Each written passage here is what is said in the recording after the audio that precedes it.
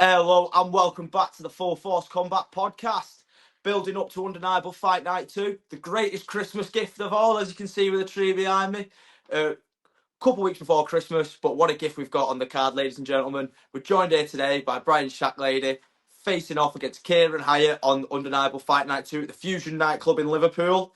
But yeah, let's just jump straight into it. How's it going, Bryan? You all right, mate? Hey Alex, it's going really well, thank you. No, brill, mate. So, how's the camp been going so far? Is it Yeah, very good. Getting fitter and fitter, which is always nice. Nice to actually have a camp this time and not be asked to fight like 6 hours before. That was fun. yeah, yeah. For those of you at home who didn't know, on the first Undeniable show, Bryan was a late step in on about 6 hours' notice and put on one of the best fights of the night. He came in, that was throwing hands from the early bell, was peppering Daniel Bradshaw, and mate, he had a fucking brilliant account of himself. That was a fantastic fight, especially on 6 hours' notice. That was fucking brilliant. But yeah, It but was a yeah, lot of so. fun. Um, so you said it's been good to have a bit of a camp this time around. As how are you feeling mentally and physically? Do you feel like having an actual camper this time's actually made you feel I don't know. I don't know. Go on. Yeah, really, really strong because having done it in September, you know what to expect. Kieran will know what to expect, so you can tailor your camp a bit. You know it's going to be intense. You know that it's a little bit more difficult to dodge punches than those little gloves. You know, it's effectively, for those of you who don't know, they're like supposed to be 8 ounce MMA gloves. I suspect they're actually a bit smaller than that, and there's not much size to them. So my usual defence of tight guard and so on isn't quite so much help. Yeah, yeah. So speaking of switching things up a little bit, have you had to make many adjustments to your training with the little gloves? Have you been sparring a bit more with the little gloves? I don't really want to talk about sparring, but what I would say is I definitely think it's more intense. So I've definitely worked on fitness a Yeah. lot, and tried to keep busy, and I think that sort of fight readiness is really important. Oh yeah, big time. You mentioned intensity, like the boxing and MMA gloves. Like you said, you've got to stay switched on. You can't have a tight guard, because they're just thumping, mate. It's not nice getting it in the little gloves. Yeah, no, I I know. found that out fairly early on in the first round against Daniel. He's, with all respect to Daniel, not a big guy, and it was like boom, and I was like, oh, that actually hurts quite a bit. Better not have too many more of those, but threw back a bit. Yeah, yeah. Oh mate, you threw more than threw it back a bit. You was bloody firing out the shots, mate. It was fucking all guns blazing. It was Little flurries. yeah, yeah. It was a fantastic watch. It was actually was a very was a very big fight in context wise as well. The first ever officially sanctioned hybrid boxing match. The first ever properly sanctioned one. You know, you see you see like the guys all the time. You, Hybrid boxing's been around for a little bit, but most of it's been unsanctioned and it's just been bloody cowboy shows and crap like that. But how Yep. did it feel? How did it feel about like the magnitude? Did you feel kind of any type of way about being the first officially sanctioned? I didn't really know until afterwards. So, I knew Stephen Ferrari was playing something. I'd seen it. I didn't think I was going to be involved in it. And Steve, I think, had said to me at some point, if we can find someone, how would you feel? And I was like, yeah, sure. But I didn't really think it was going to happen. And the call was out of the blue. And what I'd say is like I did my first white collar fight like however many years ago, and as it happened, I lost on a bad decision. And I think if I'd won, I probably never would have fought again. But I've been a fan of boxing for all my life, and everybody knows about BoxRec and it being the sort of official bible of the sport. And if somebody had said to me, "Oh yeah, you're going to be on BoxRec, and you're going to be on BoxRec as half of the first fight in what is effectively a new sport," I would have just been like, "Shut up! Don't be stupid. That's never gonna." happen? What are you talking about? And that part of it still doesn't really feel quite real. Yeah. No, yeah, it's mad. No, it is, mate. It is mad, especially when you put it into context. But with the little gloves, do you feel like it gives you it it gives you an advantage, or was it a bit more of a good challenge? How would how did you find it being in the little gloves? I enjoyed it a lot because I think it gives a nice balance between boxing gloves, which are enormous, even smaller weights. They're enormous things, and a lot of punches don't land. A lot of punches glance off the edge of the gloves and so on. And I remember being in the ring against Daniel, who I like very much, and in fact Daniel since cornered me in the fight, and and just thinking this is amazing because like I throw a shot and it hits his chin, and whereas you don't get that sort of feeling that often in boxing because actually quite a large proportion of the punches miss in some way. They might be on target, but they don't get through. They glance off. They don't quite go through. They're like a bit interrupted or whatever. Whereas with the hybrids, it's almost exactly like bare knuckle. It's just like bang, Yeah, every time, and you see the effect, and you no, feel the effect. not big, yeah, yeah, big time, mate. I mean, yeah. Just to re-elaborate again that fight with Daniel. It was absolutely fantastic. I just can't stop. I can't stop talking about it. Can't stop talking about it, Brian. It was great. It was one of my favourite fights of the night, and it was one of the first ones as well. It was hard to follow that. Yeah, it was. Well, I Just mean, brilliant. there was a really good fight on with Ryan Howard, and Ryan's one of the people I like to mention because he's a super nice guy. I've bumped into Ryan a few times. He's been very kind about the fight, and he's obviously at the very beginning of his fight journey, and I think he's going to go a long way in this sport. He's a young guy, and he put on a fight that really was fight of the night. The level of technical skill, the heart, and of course he's fighting again on this card. The card is filled from top to bottom with really well matched fights. That's the beauty of it. It's Yeah, not like boxing where who's going to win for 90% of the fights. It's only really at the very top that it's 50-50. It's not like that here. yeah. Is there any fights on Undeniable 2? What tickle you fancy a little bit other than your own, obviously? Oh, well, I'm always partial to a bit bare knuckle, so I'm really looking forward to seeing Mars Roper. Who's a killer. And again, I think done incredible things. I think I think some fighters are a bit like racehorses. They can be quite delicate. And everything needs to be right and in the right place. But if you get everything right and in the right place, they're they're happy. They can do amazing things, and I think Miles is a perfect example of that. And again, I spoke to Miles at Undeniable Fight One, but when I didn't really realise who I was talking to, and again, just super nice guy. Yeah, yeah. Speaking of the bare knuckle fight, what did you reckon of the bare knuckle co-main on the last fight? Lee Bamber versus Kyle. Kyle. I can't remember his last name now. He was a late replacement as well. The really tall dude. That was a banger. Did you end up watching that one? Yeah, I seem to remember it, and it was just like it was all action. Because one of the other things is they have quite a small ring. I fought on WCU, the promotion in Liverpool, which is Steve is involved in, and I really like a small ring, and it encourages more action. And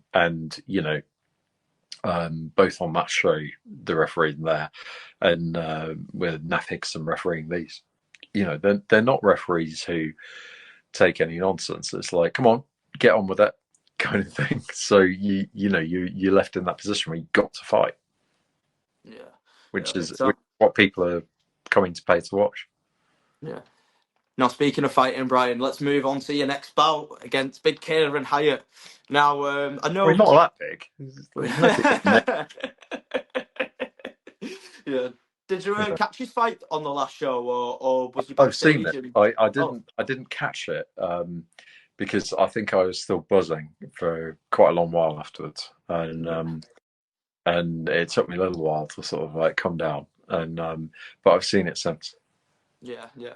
Have you seen it? Yeah. So from his last fight and last fight now, do you think it's going to be a bit of an explosive fight, or do you think he's going to try to come out and be a bit more technical? Because in the first time around, it seemed like the both guys just kind of wanted to throw down, and then obviously Kieran getting caught and etc. etc. But yeah, do you think he's going to come out guns blazing at you for this one?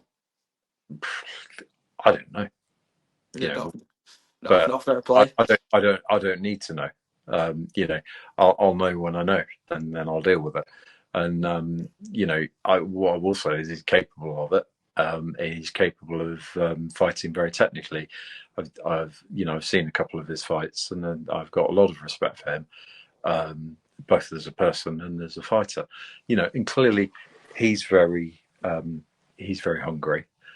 You know, he wants to do a lot more of this, and he's going to see me as an obstacle in his way, and it's my job to be an obstacle in his way. Yeah, yeah, no, I love that, mate. I love that. So now, obviously, you mentioned you didn't want to go too much into detail about the sparring or the training or anything like that. But was there anything specific you've been preparing for, what you want to share with us when it comes to the matchup, or I is thought or I might try and hit him. That's obviously a big part of the game plan. yeah, fucking hit him as hard as you can, yeah, and hit him There's as that hard as you classic can and as many instruction times as you can. crowd, isn't it? Fucking hit him, knock him out. You know, Use your jab. Use yeah.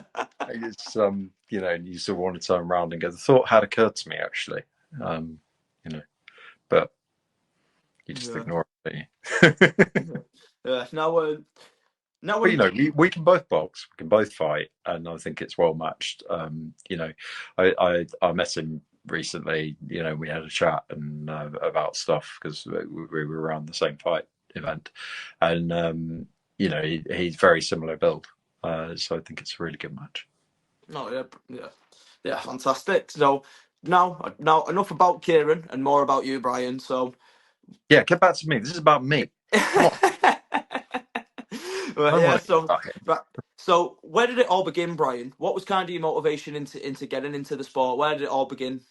Oh, that's actually because I mean, there's this old northern saying that you know he's seen most who's lived longest, and also I'm a bit older than your average fighter, but it goes back to probably about 14 years ago, and my mother had been diagnosed with bowel cancer from which she recovered. I should say, and it just kicked off something that kind of made me think maybe you should do the things that you really want to do, and I sort of sat down and thought, what would you really like to do? And I thought, actually, I'd really like to have a crack at a fight.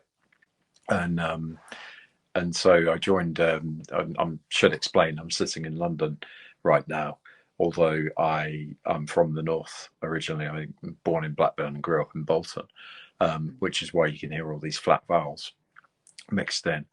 And the there's a gym up the road called the MMA Clinic, and they were doing white collar stuff, so I went over there, and the you know got some good basic training and had a fight a couple of years later, and then just had a number of fights until I had one in 2016, and then was trying to get another one after that, and it just never quite happened. And one thing kind of rolled into another, and then COVID came, and I was just thinking, maybe that's kind of gone now. And I was still training, so I trained at a gym. By then, I'd moved to a gym called Urban Kings, which is down the road at King's Cross, which unfortunately is no longer in business because it was a great place to train. And I bumped into a guy there called Anthony Yeaget, who was at the time the European super lightweight champion. I think he'd just beaten Lenny Dawes couple of months before I got there, to win that. Or yeah, I think he won it in that fight. With him sort of peppering me with jabs, like hard enough to sting, not hard enough to like do any real damage, but it's just really annoying when you're being made to look foolish. And after a while, I just thought, this is ridiculous. I'm bigger than you. Um, I can sort you out. And so what I'd noticed is he would always sort of like, and he did this in a lot of his fights as well. He'd always sort of go into a corner, and never quite have the exit route planned. And I thought, I'm just going to cut him off in the corner. So he kind of went one way, and then he went another, and I blocked him each time because I knew exactly what he was going to do, and then just cracked him with the right hand.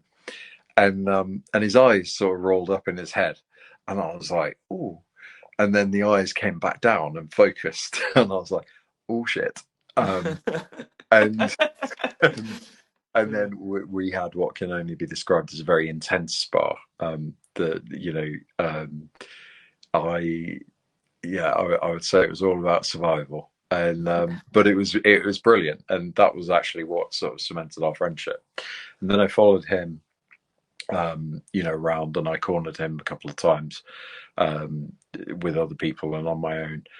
So I cornered him. I don't know if you remember when Alex Usyk fought Daniel Dubois the first time. That was in Poland.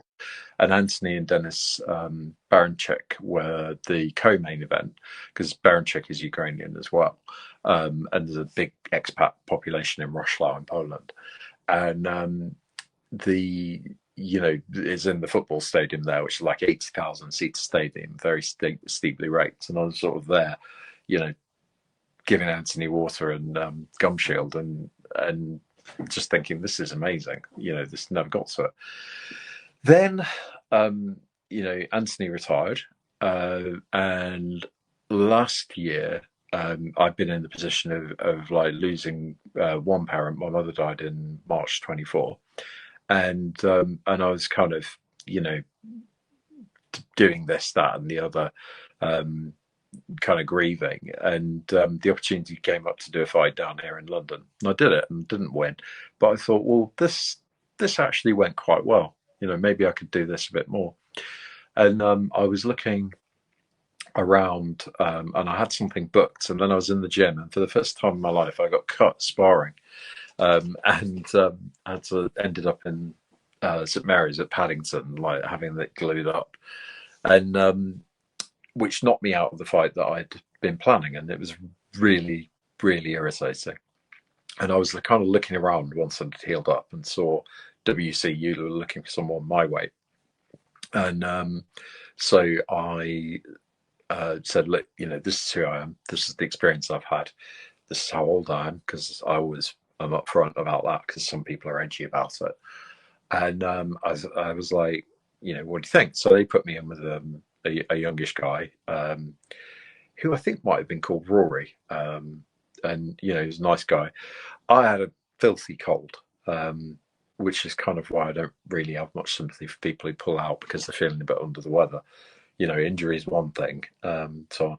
So I didn't do as well as I could have done, lost it, but then came back and beat Anthony Reeve, who I think is very good, and much to the disgust of the commentary team. And all I'm going to say about that commentary team is that, considering one of them is an Olympian, they know absolutely bugger all about fighting, because they listened to the result. I've seen the commentary, and just sat there in stunned disbelief, before saying some very unkind things. And I don't believe they've commentated again on that. I like Naffingston's commentary much better. And then I've just been backwards and forwards with WCU a bit.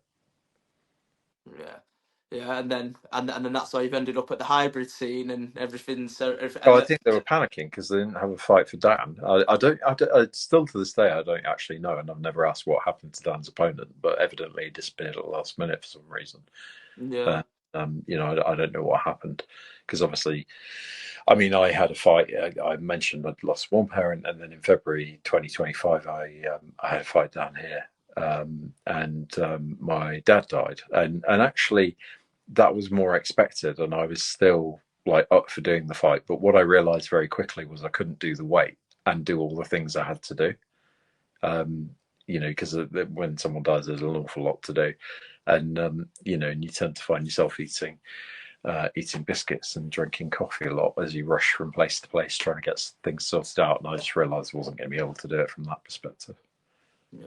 Yeah, definitely not, mate. I'm sorry to hear about that, I, Brian. I should say as well that the promoter who was who done that was absolutely great about it. Was really really understanding and sweet about it. That's good. That's good that he was understanding and yeah, but yeah, sorry to hear that, Brian. You're an absolute warrior, mate, inside and outside of the ring. But that's no, yeah, no, yeah, that's Well, sorry, I hear. yeah.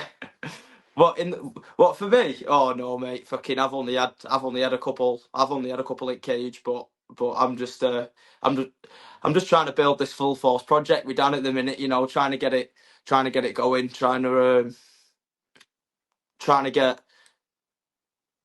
just trying to build a good relationship with the undeniable guys because we've got massive faith in this sport and we think it can go absolutely fucking to the moon and back. With it being sanctioned now, they've got plans for big international shows and prize fighter tournaments, etc. And the fact that it's got a sanctioning body behind it now and a show to go with it.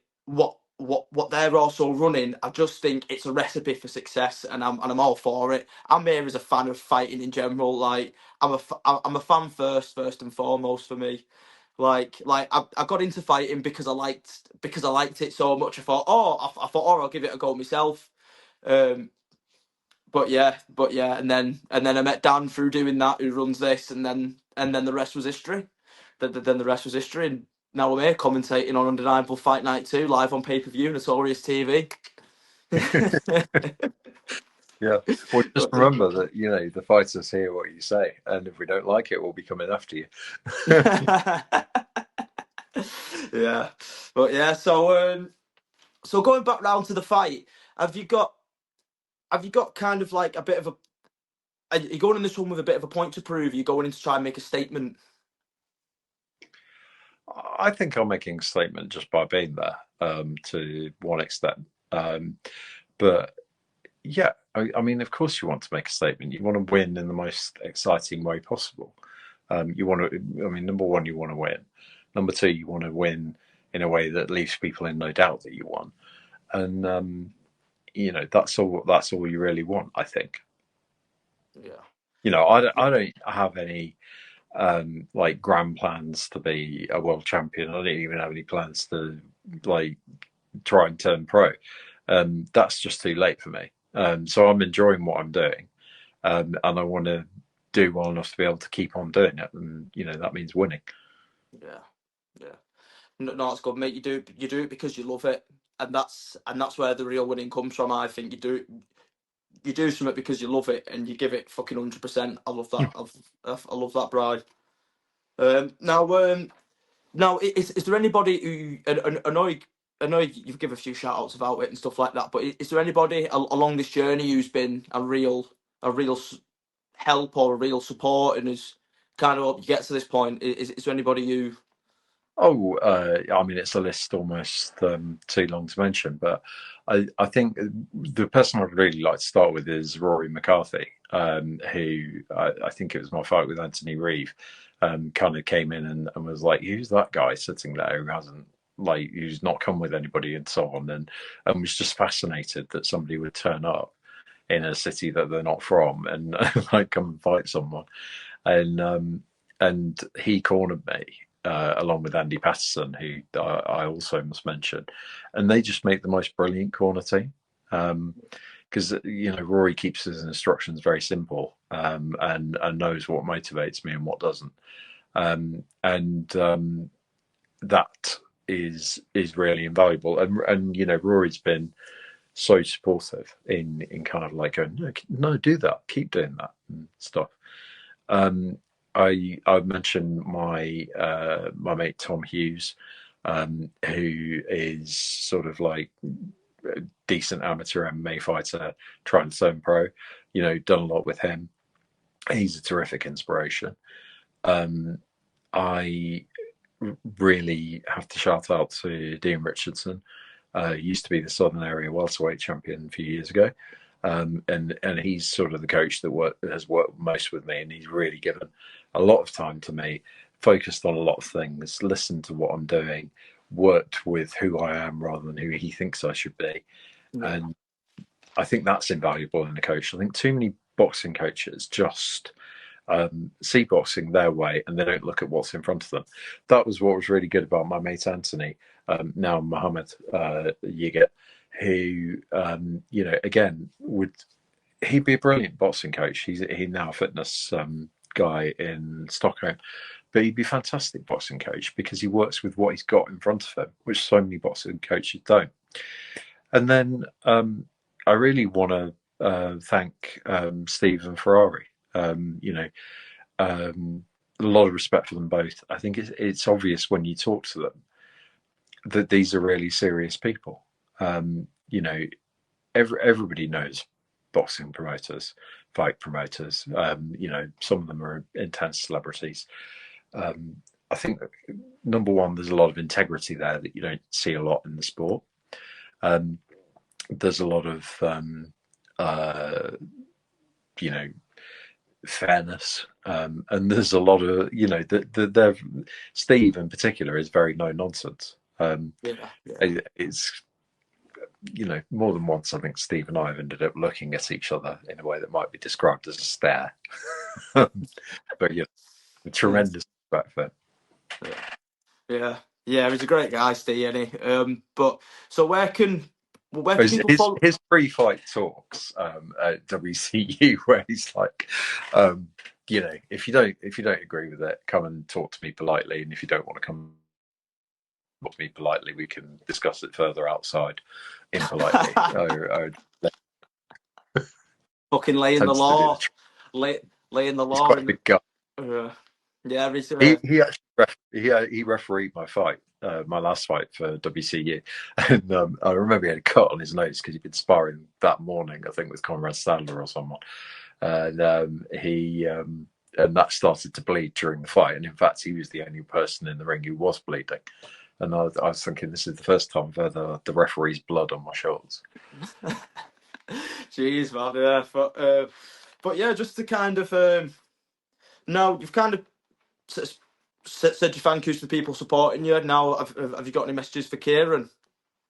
Yeah, well, I wish him nothing but the best because like anybody, without your opponent, there is no fight. I wouldn't be getting to do what I enjoy doing, and obviously we're both there to win.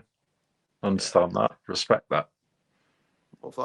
Love that, Bryan. Where can the people find you on the socials to come follow your journey?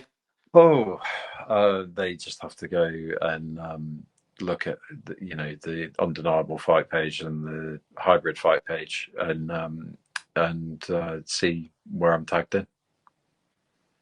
Nice, Bryce. Otherwise, it gets very difficult because you have to remember where to put the full stop in the username and where to put the underscore in the username.